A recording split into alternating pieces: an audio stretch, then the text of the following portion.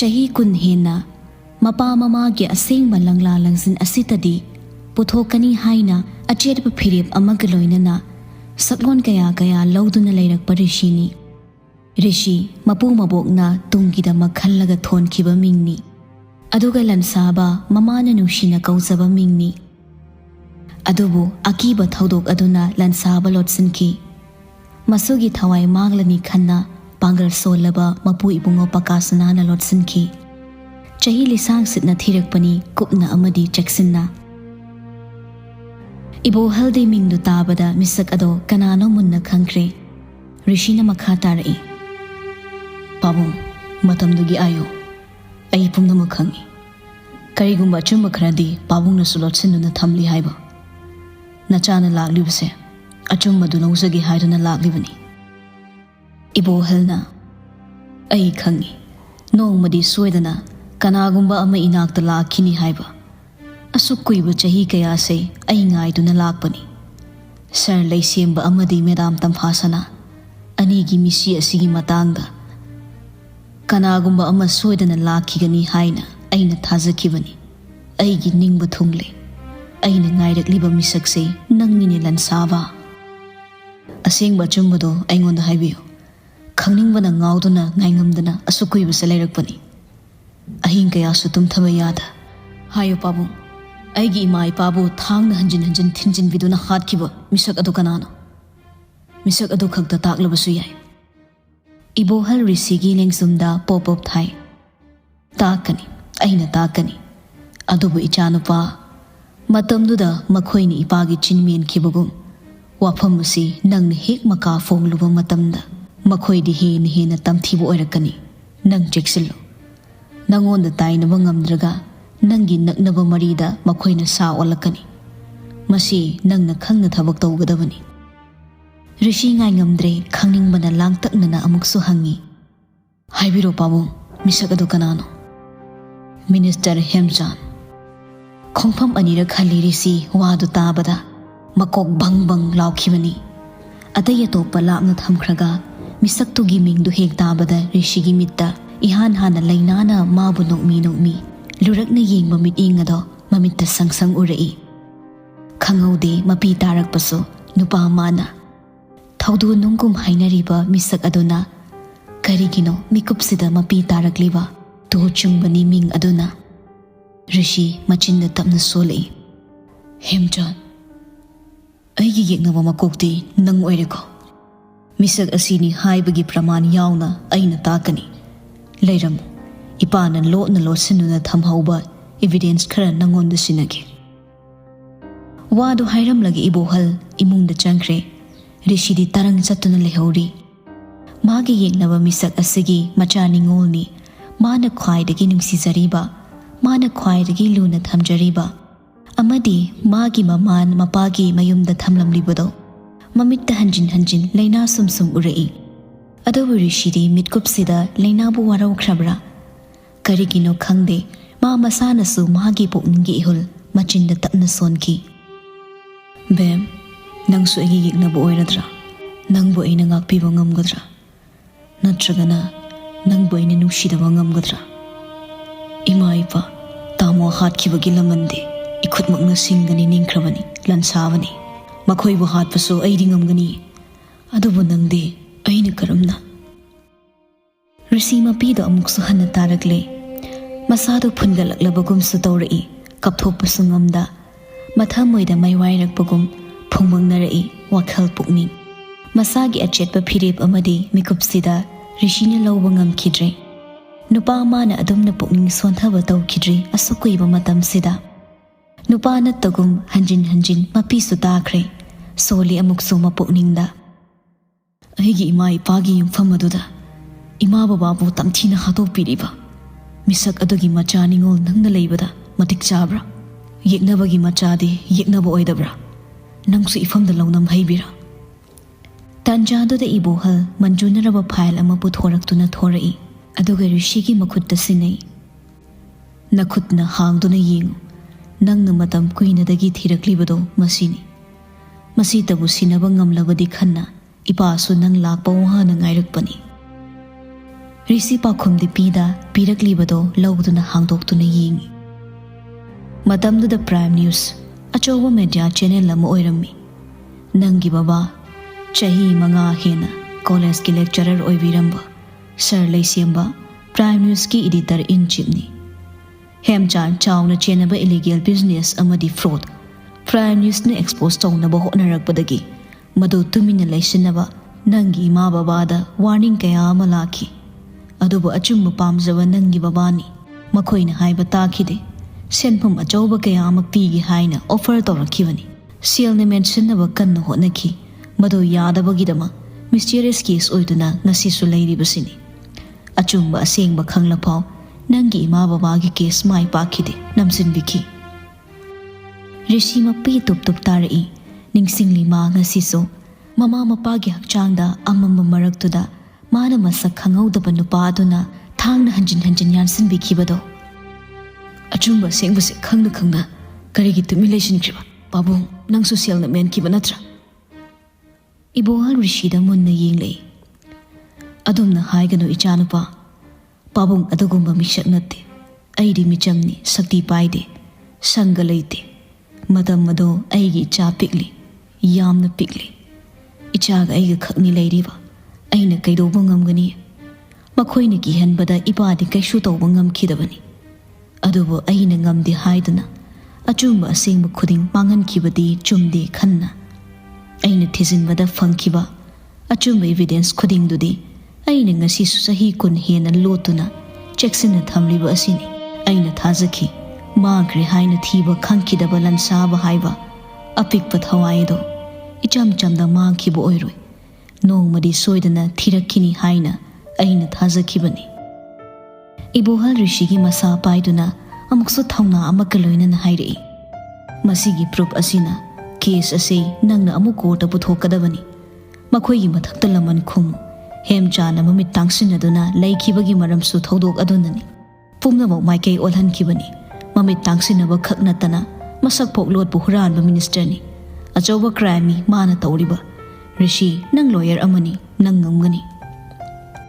ꯑꯀꯣꯟꯕꯒꯤ ꯋꯥꯍꯩꯗꯨꯗ ꯔꯤꯁꯤ ꯏꯕꯣꯍꯜꯗ ꯌꯦꯡꯂꯛꯏ꯫ ꯃꯥꯅ ꯂꯣꯠꯇꯨꯅ ꯂꯩꯔꯛꯄ ꯃꯥꯒꯤ ꯁꯤꯟꯐꯝꯁꯦ ꯑꯍꯜ ꯑꯣꯏꯔꯕ ꯃꯍꯥꯛꯅꯗꯤ ꯈꯪꯂꯝꯂꯦ꯫ ꯔꯤꯁꯤ ꯀꯔꯝꯅ ꯈꯪꯂꯤꯕ ꯍꯥꯏꯕ ꯋꯥꯍꯪ ꯑꯃꯒ ꯂꯣꯏꯅꯅ ꯏꯕꯣꯍꯜꯗ ꯌꯦꯡꯂꯛꯏ꯫ ꯃꯤꯠꯌꯦꯡꯗꯨꯗ ꯏꯕꯣꯍꯜ ꯅꯣꯛꯐꯦꯠ ꯇꯧꯏ꯫ ꯑꯩ ꯈꯪꯉꯤꯅꯦ, ꯅꯪꯅ ꯃꯦꯗꯤꯌꯥ ꯆꯦꯅꯦꯜ ꯑꯗꯨꯒꯤ ꯃꯄꯨ ꯑꯣꯏꯅ ꯂꯩꯔꯕꯁꯨ ꯅꯪ ꯀꯅꯥꯅꯣ ꯍꯥꯏꯕ ꯏꯄꯥꯅ ꯈꯪꯉꯤꯅꯦ꯫ ꯅꯪꯒꯤ ꯀꯔꯤꯌꯔ ꯖꯔꯅꯤ ꯑꯩ ꯄꯥꯎ ꯂꯣꯏꯅ ꯇꯥꯈꯤ꯫ ꯂꯟꯁꯥꯕ ꯍꯤꯡꯉꯤ ꯈꯪꯕꯅ ꯏꯄꯥꯁꯨ ꯋꯥꯅ ꯅꯪꯅ ꯑꯩꯕꯨ ꯊꯤꯔꯛꯄ ꯉꯥꯏꯈꯤꯕꯅꯤ꯫ ꯃꯇꯤꯛ ꯆꯥꯔꯕ ꯂꯣꯌꯔ ꯑꯃꯁꯨ ꯑꯣꯏꯔꯕ ꯅꯪꯅ ꯄ꯭ꯔꯨꯐ ꯂꯩꯔꯕ ꯀꯦꯁ ꯑꯁꯤ ꯔꯤꯑꯣꯄꯟ ꯇꯧꯕ ꯀꯔꯤꯒꯤ ꯉꯝꯂꯣꯏ? ꯅꯪ ꯁꯣꯏꯗꯅ ꯉꯝꯒꯅꯤꯀꯣ꯫ ꯑꯆꯨꯝꯕꯗꯤ ꯀꯅꯥ ꯑꯃꯠꯇꯅ ꯐꯨꯝꯖꯤꯜꯂꯒ ꯊꯝꯕ ꯌꯥꯔꯣꯏ꯫ ꯄꯨꯝꯅꯃꯛ ꯅꯪꯒꯤ ꯅꯈꯨꯠꯇ ꯁꯤꯟꯅꯔꯕꯅꯤ꯫ ꯆꯦꯛꯁꯤꯟꯅ ꯄꯣꯈꯣ꯫ ꯅꯊꯧ ꯄꯥꯡꯊꯣꯛꯂꯣ ꯂꯟꯁꯥꯕ, ꯅꯪꯒꯤ ꯅꯊꯧ ꯄꯥꯡꯊꯣꯛꯂꯨꯔꯣ꯫ ꯂꯣꯠꯁꯤꯟꯗꯨꯅ ꯃꯅꯥꯛꯇ ꯆꯦꯛꯁꯤꯟꯅ ꯊꯝꯂꯝꯕ ꯃꯇꯝꯗꯨꯗ ꯄ꯭ꯔꯨꯐ ꯑꯣꯏꯗꯨꯅ puthokpada case aduda chenariba misak ado laina phaba ngamgadaba evidence-sing aduni ngasi risida sinarakliba piraklibado poduna mafamdudagi khong thangdokre ibohal da chatlagi haina mitna amungtang ni yinglamba mafam adu thadokre risi ibohal solhawi madom leirabada hiyaino nangi matam loirani napuroiba senjao paiba magi nungaiba matam loirabani nachanu shiva khangdabi namittagi napi tabado ai yenkigi ko ichado nangni inaktagi labna pubikhrabasu ainadi masak khangi nongdam mama na machin manao anidi ngasisu naksina thambiri masisu mama ama oina nangdi khanglam loini ko phanamang oidunasu ai mapani haiduna kanagi mafamdasu taklaroi nangbu mama ni haiduna ichalu rembidasu khanganlaroi machin manao ni haiduna-su aina hairaroi haidokluraga kaidoruni ichana hena dum waraukini khangna khangna mapana machabu nungsibiri haina mapa ibu waraukini wakhal mayamna phumbangna handuna ibohal mawon moon khalli mapi sutai pumnamak khang mamanadi tawriba mayamse khaluraga wajai mathamoy yamna wajai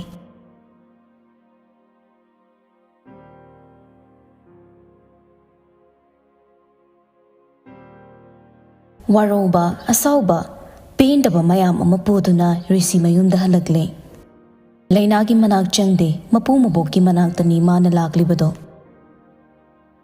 पुरक्लिबा evidence तो मपूस उरे असावबना मई हौरे असुक कुइबा चही असे पुमनमक नमसिंदुना थंबीबनी लोना असुक फत्तबा मियोइसिंग असिबु करिगिदमक ngasisu ngak senduna thamli paisa amadi makhutta pairiba sakti na natro sakti na leibak sigi ichum chum na leijariba lo su sakti leiba paisa paiba makhoina di khoihan ningma maikei da khoihan duna puri pupugilan nama na pa amadi nayamagi laman singingba na ngawraba isuni haiba pupuna khangi adubu nangi asawbado khajaktang phatho sakti leiba makhoina khoihallaba lo asigi mateng loduna logi cherak fangallo isudi matik charaba loyarni nahi sizinaduna laman khum nongmaidagi kolom hena sakti lei haibado ullo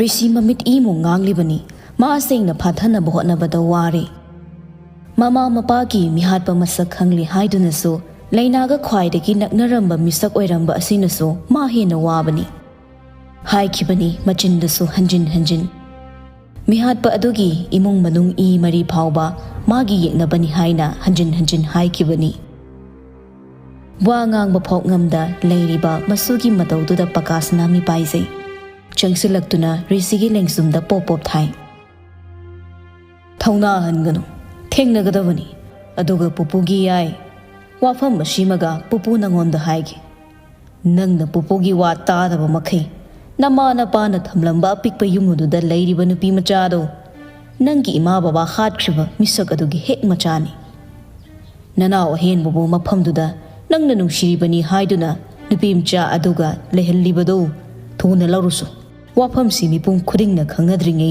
isudo yumsida puru aduga nupi mcha rusu lehanba pupuna pamdi rishi maya krakakchi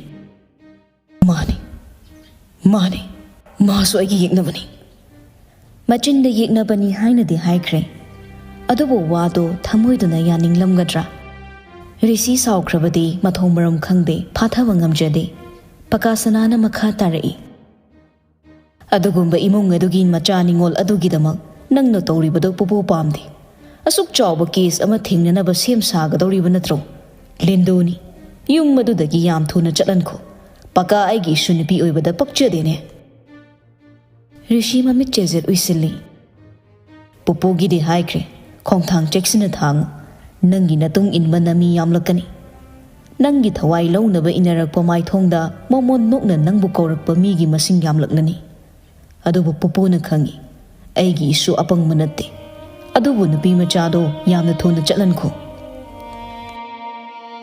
leihori rishi famduna ma wakhal thokte mapuna nganglibadu sutai magi oiba wakhalna maon su khalli haiduna su chap yungba phirip amadi ma masana loba ngamdri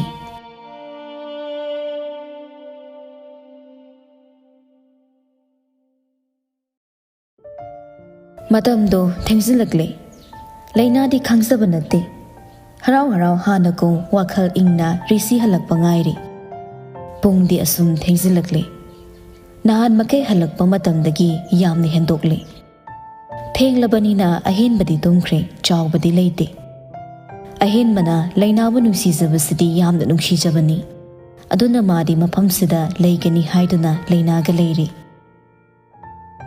leina magolda famduna ngairi ngasaidagi kolso hanjin tawse paibirakte ngasidi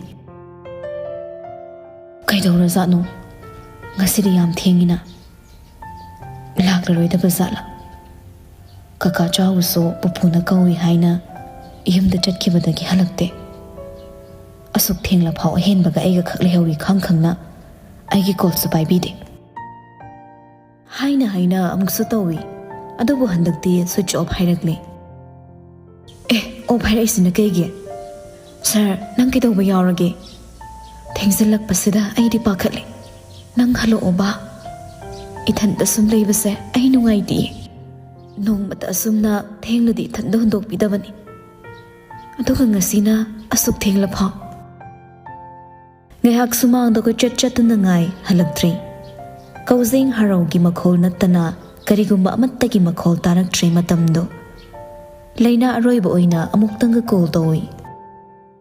Call se pairo o. Inang talak trabaso. Sarkik sa tawdi haipat matangdi ay kangsage ba? Hina pakali. Kudong tiba kana jay na batok labra. Asum na sukhalai. Masigi mathakta amukso yumduda mathanta kisa basu bhauragli. Paikhom phone tawri Rishi na piba number ni. Hai kibani mana call pairaktraba matamda misak asida call taw haina. Madu ningsunglakuna ahanba oina paikhom call tawri. Ring aniragta sat paikhalai leina taha. Wahi ama phawsu machindagi tholagdri. Paikhom han hairaktuna thatkre. Sir la aroi ngasidi. Makha taba wa hangawba nangdi call patkaki. Kaino gyan tada phone screen do da yinglaga lehore. Nungai tabasu phawi. Wahi ama phaw khangalakdaba asina. Fana kuina phamduna leithoi.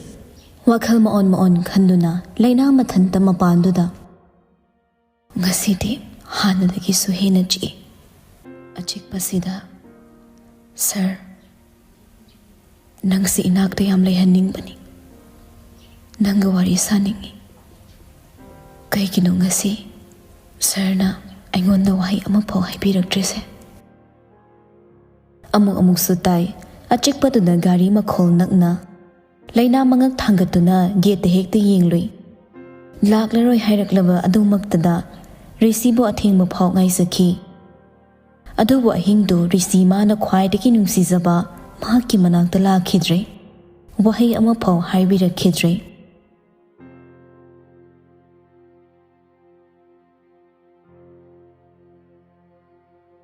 Mathangi numitni.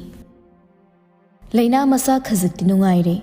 Magi thodoktusu hangkatna yinglubada kuidribani thokiba. Masa khazak nungairakpaga mathau chatke hainasu khalli ma ngasidi. Ayuki breakfast sembiri ahenbagi. Mikupsidasu marisida call tawzabadi lepte. Adubu ngarangdagi supa hekpai birakte. Thabak ama tawri haibagi wani khoizangna tawba natte. Pakhatpa amsu yawraklabani. Upai leimanda laina Gracie call tawri. Hello. Laina. Gracie, nawba masa khara pharabo. Yam phareda. Ngaside aisu thabak chatlani leave loire. Ado nangdi. Sargi manakta laikhibadai hoimage hairakte. Yam nungaina thambira male. Sir do ngarangdagi ai paw amta phaunadi. Nahang khaidi aigi nakta adum lakpani. Ngarangdi lakte. Hauzik su call paide. Sir do kaidoba yawrazano. Office ta saunaba khanaba thokpa zala. Lure mina paw hairakkanina adumbam leirade. Office tadi kaisu thoidokpa tawda malida. Pharak tabam leiramni. Se pangpa to pakhali nangna. Nongma khak udabada leingamdabi tawrabu nangso. Laina khazik tang noklure Gracie gi wahaiduda. Sir do thengaradi amtang chathokanu mathanda thambinu hairamdare. Manaktagi hing ama khak lap thokpada sor hondabi leiramdoini ba ai khanglabani mase. As taningde. Ado nang haksang pharadine nang sula udaba yam kuiriba. Lakina khalinga side. Ado nawbado yumda puthara aba. Puthare makhong chatpa ngamdre. Magi jaisu oiribani aidi. Laina nungaisade haire itapna. Gracie, aigi imai pase yam phatte. Nangi imungna awaphamda taribase. Aigi imungna phattabagini. Nangsu aiga naksinarubaki wariko. Nangaibu warobra. Laina, nang lande. Nang lande haiba aina khangisidi. Pakte sumaini motion oirakanu ko Gracie da. Set oiba yaba minate. Set hek oirubada aise yam pa amoy haiba ai isana khangeba. Adui sarukne nabagi yaroi la oko. Luisinaba tawro. Laina nokchei icham exam sabe Gracie gi matau sida. Nong mata awaba wari sanaba hitabini. Phagi da tawzabi Gracie ni ani du call thamnakre. Laina janaba semlibadu puraga ahenbagi manakta lai. Mathanda phamlammi common room duda. Ahenba kakala khradai. Mapanda leiramgani iche. Se breakfast athose. Ichi inbige ko. Ahenba nok fet tawi. Iche nang siam nungshi iche ga leibase ai diam nungai iche ga dong le dong ni leina nokche nangi yaina yumda pugi hairadi ahen manang yaga nuko iche thanda leibase nungai teba nangi yaide ahin halak tabasu yawi ngarang su halakte hauzik su pau phorokte yaide sumaina tum tawuni ahin halak tabada kaka chawbaga ega khakle ado ahen ba pupuga bobo kana sarom gatra iche na sumai leibase pupuri sawe abok ti harawe abok ni iche bo ningi sonmani pupu na ibu sida leiba yaroi thingi aidi iche gi manak ta leini haibada yaina de harau harau yare wari sana sana ahen babu chana bado inbi leina na nungsi je angang asibo yamna nungsirure wangang su soinai bo oina poglak panina ahen ba mayam khara khenabani asigumba matawsida leina di pangnungda nungsirure matang chana chawba ahen bagi manak changsilaktuna leina na pairiba bol tungmulli nupi du ikhang khangi chawba leina da kharap yingi nahan makai ki iman mana de meeting do ai tawrage bema chawba gi maong sida leina ingangak lenga sidi phamlam bade hagot khre leina do wa ngang basungam jede chatlagi haina mamai hek lesson gi tawbaga rishi maithong imak maksina changak libado ure leina bu munna yengduna makhong du tapna thanglei sir wai ama po hairamda makhut khudang macha do pai khiduna leina bu mathak ta pukhat khre magi rum hek yobaga leina da munna yengi amuk ta taw khijiba ma tawduda leina ingangakle munna sungim lumbadai rishi mapi tarakle sir kaino maram khangsada bi leina di ingaw ngawre rishi gi matawsida makut thangalakthuna mapi du taithok pirei kaidorage sir kaplade kaidorage ba be nangse aine am nushi nangse nangbu nushidnaba maram mayam ama laklabasu aina nang nushiroidabagi maram ama fawba leiroi nangse aina warokhibasu ngamloi nushi nangse am nushi pumnamak khanglaga lakladu phawrishi leina da asengbu wari li thokpa ngamjade tamthokningde chahi kun hena laman singningbana ngawduna laklaba mana nupi magi maphamdadi mama mapa hatkiba misak ado leina gi mama mapa duni haina thongna fana haiba ngamdre nungshi khibana ka hena nungshi zarubana leina da magi thongna fudokpa ngamkhidre be nangai she nungshibra bahang du toina di hangki adubo risigi ngasigi mataw sidadi leina pakhat pe yaure pakhum pidrungi risigi mathanung da changsilaga china concentrate adoga atappa khonjel da hairi nungshi sir na aibu nungshi riba aduda ki tadana aina sir si nungshi ye kaigino sir kapidi kaigino rishi mapi sinthaba leptri leina bu matha dagi puthorakle aduga maithongi awa balot sinna bo hotnaduna leina wu yenglei nungshi na yengbani mama mapagi mihat pamasak khanglak pamikupta mihat padugi I mari khuding magi yeknaba oiduna laman singani haina machinda kayarak hanjin maya chikna sonkibani adubu ngashidi aduk thawna fakhiba rishi leina gi maram yaurap asida pumnamak sonta hankre mangam dili thokpa li sunira roi khankrabra kashudode ai kashudode nangna henba bonushi bas ubada ai kapani imagi bakhutna ai angang oiriba inause mabuk thangna chak imi amde be pisak pikna hundok lambane adubo henbana nang manushi jaba nangna henba bonushi base ubada ai kaplure ngaside leina nok fetawna risigi mamai duda makhut ani changna paisilai asuk thamoi pe thabasu haibra sir nangse nanakta naksin bihe laga sir ki nunggi arot pamasakse hena mayek sing hanle mayek sing bihe laga aina sir bunung sibasu hele pakcha de kapkano rishi makok taplap nomi nangmuna sakra nungairabo pothaduna layo mafan thokano aina dinga sise office at kena khaliba yade chalano ahin maput hadokano aina mapan thokrasu नंगना युमदा हेनबगी मनाक्ता लेहौबदा अई पाखतबा फाउदे बेम नंगसु इनाक्तगी लाभखिन अई नंगबु थादोकपा ngamloi ऋषिगी ngasiगी wahayisingse kaino khangbada wai nupadu lainagi maithongbu nungshina nanbirei asuk nungsiba maithongsibu aina kuina thadokduna thamba ngamba haunade ngamsu ngamloi nungsi nangsi yam nungsi haiba wahai sidagi ahenba wahai ama lairabade hayu bem ai hanjin haige nungsi khak haibade ai pendre adubu ne bem nang aibu sauduna chatkina aina tawrakpa thabak amana nangna haina khidabasu yai adubu mado aina chahi kaya pangthokani haina wasaktuna lakpa thabakni nang khaktangdi inakta lengda layu ko bem phare chathoktana leram aina nanakta lakti haina nang pakhatpasu pokano waraubasu leigano wahidu khaktani sinaramba risi thokre wahang mayamna leinadi tumin lefori chatkrabada risibu tung onduna amuksu yenghowi karino khangba ngamkhidraba risigi matauda leinadi wahang mayamna masapu mayom sinbiramle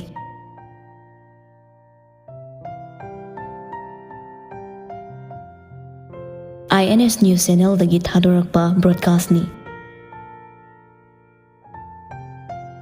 newsroom adu da thaliba light ado camera mamang da lebliba rishida khakni onsen liba mahang na lebliba zaga adu da khak than bani maido mamit ingangang silaba rishi lem na leptuna wangang bahori ai ngaside inside news asigi head ama oina wangang manate mihat thina hado pikraba hiyangla murder case adu da lei khidraba misak ani adugi machanapa lan sabo oina amadi mihat pollution na bo anabada lana sizinariba achumba lo adu masak munna khanglaba misak amo oina nganglakpani newsroom da lady staff khuding priest oikibani wadu tabada sukan khaludaba wafam amani nasiri shina masak takliba ma khangnatana life yengliba khuding ngaknaki phamlambadagi hawgatnaba phaw yawkibani rishi inga nganglaba mit ani do pi ira thangba horaklabani adubu phazilli makhatai miyoi kharana khalli miyoi bagi hakchang dagi chentharakpa ikhengdi khutta paiba saktina taithokpa ngammi haina achauba wathoksu paisana phumjin mangammi haina phumjin khraba adusu punsigi phumjin khrabani kanamtana tawthoktuna laukhatlaroi haina adubu madu aranbani haina ngasi lan saba aina mayamda unnabagidamak sem saba loire kangsin krabasu mihat pa magi ikhengdi aigi naktale nasamaki ikhengdudi nangi nati haiduna mihat panang chenba yaroi wadul hairaga rishi camera aduda munni yengi maming pandrabasu nakutta sakti paiduna nungairaba montek mondum thakta famduna broadcast asibu yengliba asonba saduna leiriba mitangba nangna prajada namit tangsinaduna apangba sirabasu madu lan sabadadi yaroi nang aina masak khanglabani nangna nakutta sakti paiduna aigi ima ipa amadi tamusau hatkibani aduga lan saba aina ikutta achumba paiduna nangi sakti adubu haanabagidamak sem saba loirabani wire saktiga nangi saktiga kanana ngamge yengnase mawong amani thak nikpani paudo khudakta viral oikiduna sinthungi ui hemchan masamak akon bagi risigi wahaiduda mama mai mamit humang kangki phukhogoli phamlambado lansaba hemchan risigi mamai chauna thoklibe screen duda asawbani hen kiduna nongmaina hanjin kapsinduna thugai khre mamsin khre u kidre saktamado makhut thaktakni sabtra amani phibam duda pakhatloidaba kanano changsin babaw ngam khide security singdo minister magi damak leiba manai singdo